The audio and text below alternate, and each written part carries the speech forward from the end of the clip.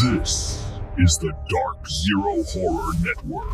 Psychological Autopsies.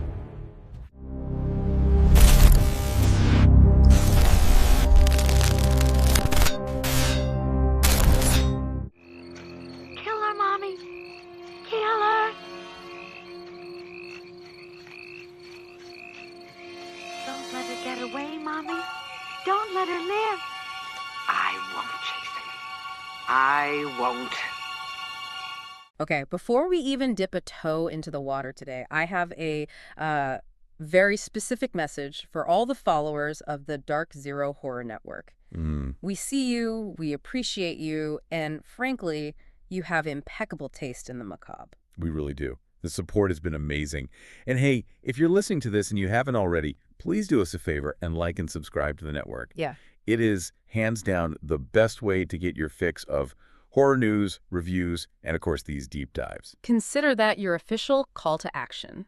Now, go lock the doors, check the windows, because we are finally heading back to camp. We are. Today we are talking about Crystal Lake. The prequel. The myth. The thing we thought might never happen. It does feel a bit like we've been waiting for a ghost story to materialize, doesn't it? It really does. So let's set the context for everyone. It is January 2026. And for a long time, between the industry strikes, the showrunner musical chairs, and just total radio silence, it felt like this show was actually cursed. Oh, completely. Like maybe someone dug up a totem they shouldn't have? Exactly. But we have confirmation filming finally wrapped late in 2025. We are officially in post-production. It is actually happening. But the mission of this deep dive isn't just to look at the release calendar. We aren't here to just say it's coming soon. Right. We are cracking open the production ledgers, the casting sheets from Deadline and Variety, and the interview transcripts to figure out what this beast actually is. Because what you're saying is, if you look at the source material we've pulled, this isn't trying to be just another slasher show. Not at all. That is the goal. We're looking at how this series plans to turn a campy, often kind of goofy franchise into a paranoid 70s thriller. And maybe fix the plot holes. And perhaps most ambitiously, how it plans to fix the massive Swiss cheese plot holes left by the original 12 movies. Okay, let's unpack this, because the first thing that jumps out at me from the notes is the pedigree. You have Peacock streaming it, which is, fine, standard big streamer stuff. Sure. But the studio actually producing the nuts and bolts of it is A24. Which is a massive signal flare. It feels like a weird fit, doesn't it? When I think A24, I think Hereditary, The Witch, Midsommar. Elevated horror, slow burn grief metaphors. Yeah, I don't necessarily think teenagers getting thrown through windows. And that disconnect is exactly why this is so fascinating. Yeah. A24 doesn't really do cheesy.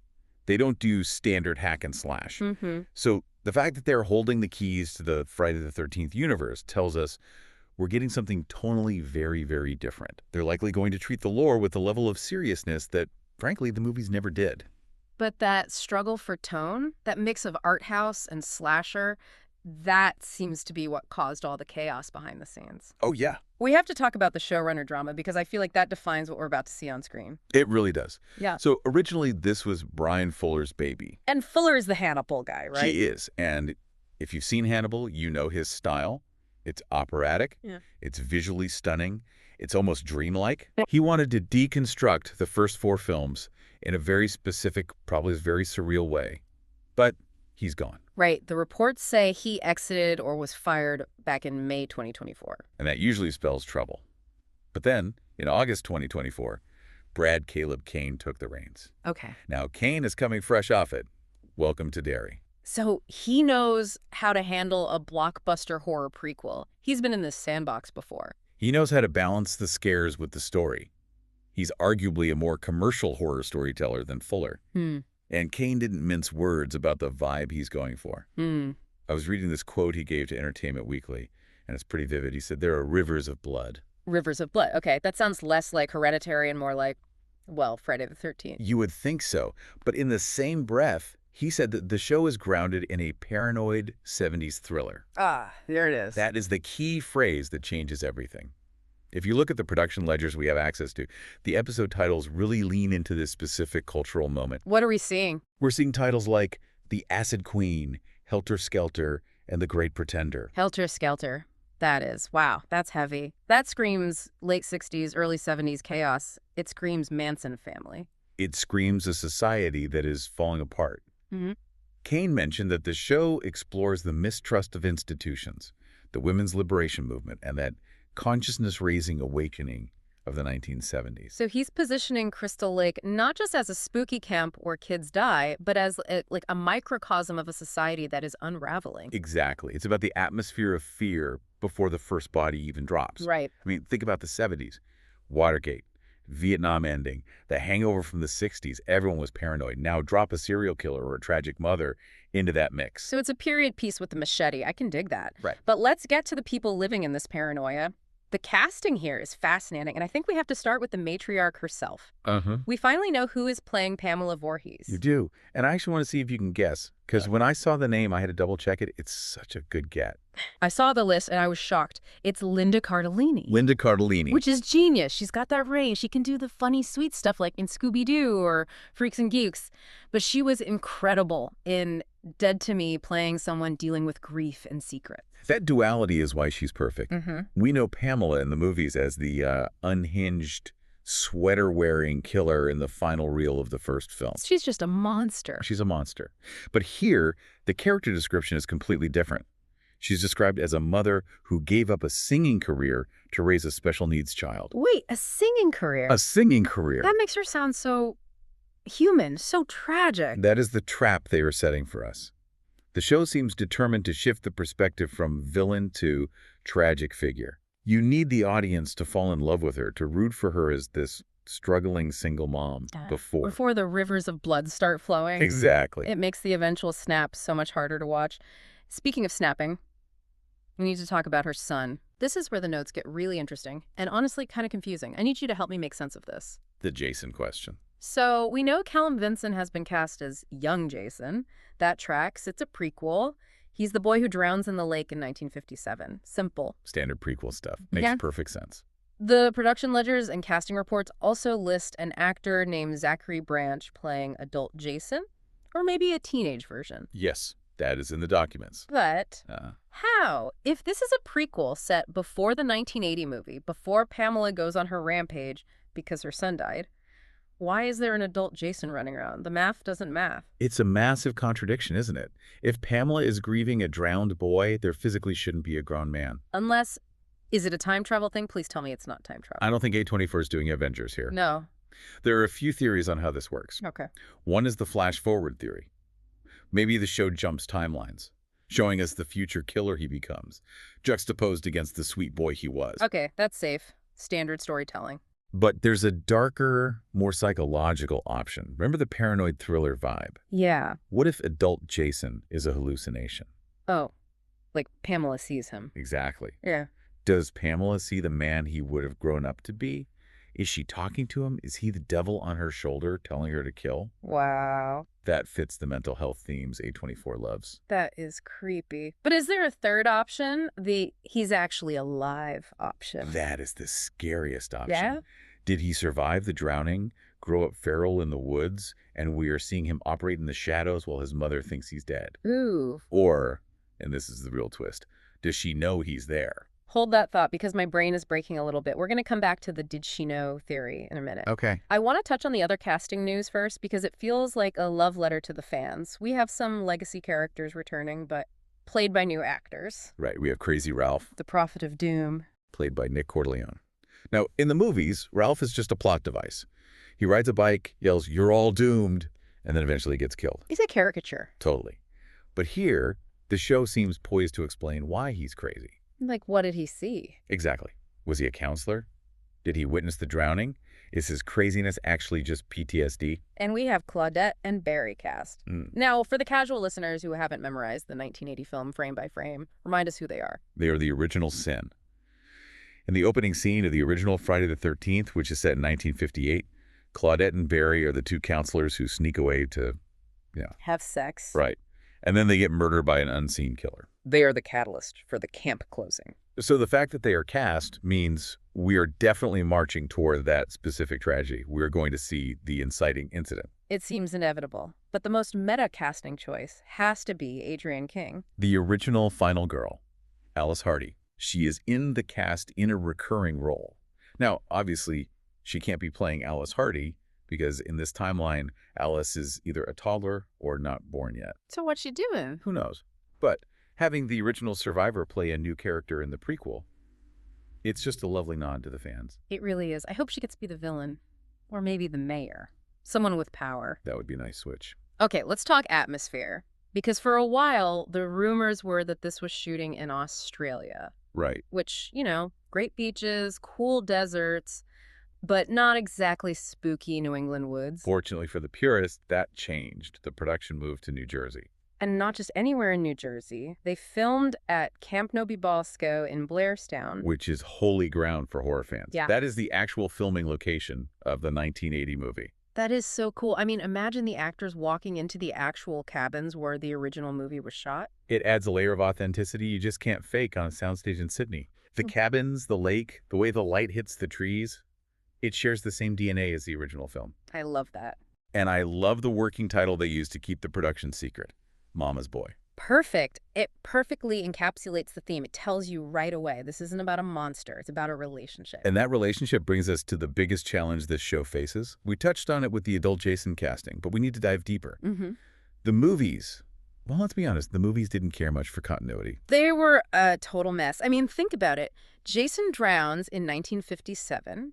Then he's alive in a shack in part 2, which is set in 1984. Then he's wearing a hockey mask. Then he's a zombie in part 6. Then he's in Manhattan. Then he's in space. It is chaos. The writers just made it up as they went along. So this show has the incredibly difficult task of addressing those plot holes and making them make sense.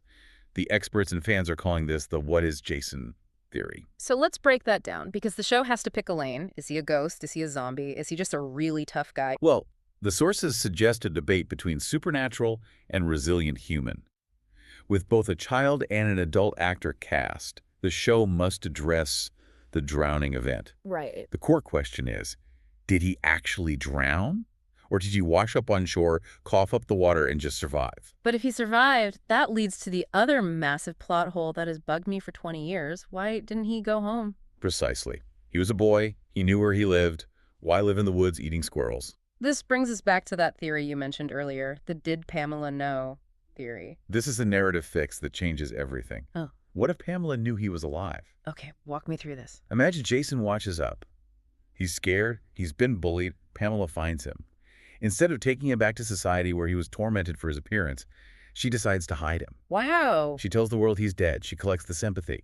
But secretly, she's raising him in the woods. That turns her from a grieving mother into something much more manipulative. It's a cover-up. It makes her vengeance so much more complex. It's not just grief, it's protection. And it explains why Jason would be watching her. Oh, yeah. If she's bringing him food, keeping him secret. And then later, he watches her get beheaded by a counselor. That transition from hidden boy to vengeful killer makes a lot more sense. There's also the supernatural angle mentioned in the sources. Some fans speculate about the deadite theory. Can you explain that for the listeners who haven't seen Jason Goes to Hell? Sure. So in the 9th movie, Jason Goes to Hell, the director threw in a prop from the Evil Dead movies, the Necronomicon, the Book of Dead. It was meant to be an Easter egg, implying Jason is a deadite, a demonically possessed corpse. So fans think this show might make that canon, that Pamela uses a magic book to bring him back. It's a theory, but honestly. Ew. That feels too campy for an A24 show about 1970s social paranoia. Yeah. Magic books don't fit the Watergate vibe. Good point. However, there is a supernatural element that fits better.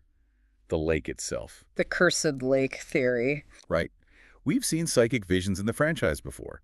Tina in Part 7 had telekinesis. Rennie in Part 8 had hallucinations of drowning. Even Alice had that dream at the end of the first one where rotting Jason jumps out of the water. Exactly.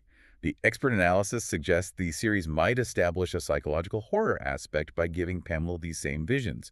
Maybe she sees Jason drowning over and over. Maybe the madness is hereditary, or maybe it's the location itself leaking into her mind. So the adult Jason we see might be Pamela's nightmare manifest, a literal ghost story. It's a strong possibility. It blurs the line between mental illness and the supernatural, which fits perfectly with that paranoid vibe showrunner Brad Caleb Kane is talking about. It leaves the audience questioning reality. I love that. It makes it scary on a cerebral level, not just a jump scare level. If we connect this to the bigger picture of the franchise, there are other loose ends the show could tie up. We mentioned Crazy Ralph. But what about Paul? Paul, the guy from part 2. For those who don't know, Paul is the head counselor in the second movie. At the end, the final girl, Ginny, survives. But Paul, he just vanishes. Just gone. The movie ends, and we never find out if he died or what. It's one of the great unaddressed mysteries. Now, obviously, Paul is in the future relative to this prequel. But the show explores the history of the town. Maybe we see the setup for characters like Paul, or, and this is my favorite theory, maybe we see the origin of the copycat killer, Roy Burns. Oh, right. Part 5, A New Beginning. The one everyone hates because it's not really Jason. It's the Scooby-Doo reveal. The killer turns out to be a paramedic named Roy Burns who snapped because his own son was killed. If the show is about the town of Crystal Lake, Roy Burns would be living there, right? Exactly. He'd be a younger man. Maybe he's an ambulance driver in the 70s. Imagine seeing him interact with Pamela. Imagine seeing the two parents of vengeance crossing paths before they ever pick up a weapon. It makes the whole town feel diseased. Like it's not just the Voorhees family. The whole soil is bad. It infects everyone. And that destabilization is what the showrunner promised. He called it a coming-of-age story, but also a destabilization story. We are watching a community fall apart.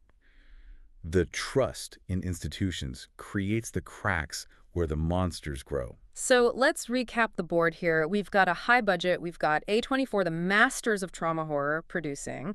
We've got the original camp location. And we've got a focus on the tragedy of a mother losing her mind in a decade where the whole world felt like it was losing its mind. It sounds like they are swinging for the fences. They really are. And honestly, I think that's the only way to do a prequel like this. You can't just do campers getting killed again. We've seen that 12 times. Right. You have to make the tragedy feel fresh. You have to make it hurt. So what does this all mean for us as viewers? We're going to be watching Pamela, knowing exactly how her story ends. We know she gets decapitated on that beach. We know her son becomes a revenant. We do. That's the final provocative thought I want listeners to consider.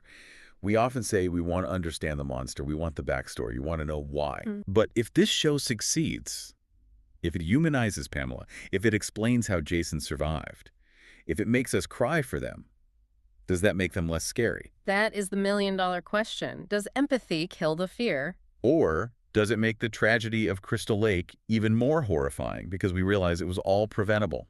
That these weren't monsters born, but monsters made by neglect, bullying, and a society that looked the other way. I think I'd argue the tragedy makes it scarier. A monster you can't understand is frightening, sure, it's a shark. But a monster you pity, a monster you recognize, that messes with your head. Right. That sticks with you after the credits roll. It certainly does. And that uncomfortable, lingering dread is exactly where A24 thrives. Well, on that cheerful note, we are going to wrap up this deep dive. Crystal Lake is coming, likely later this year, and we will be watching. Absolutely. We'll be there for every episode. Make sure you subscribe to the Dark Zero Horror Network for updates as we get them. We'll be breaking down the trailers as soon as they drop. And until next time. Check under the bed. And maybe stay out of the lake. Definitely stay out of the lake. Bye, everyone.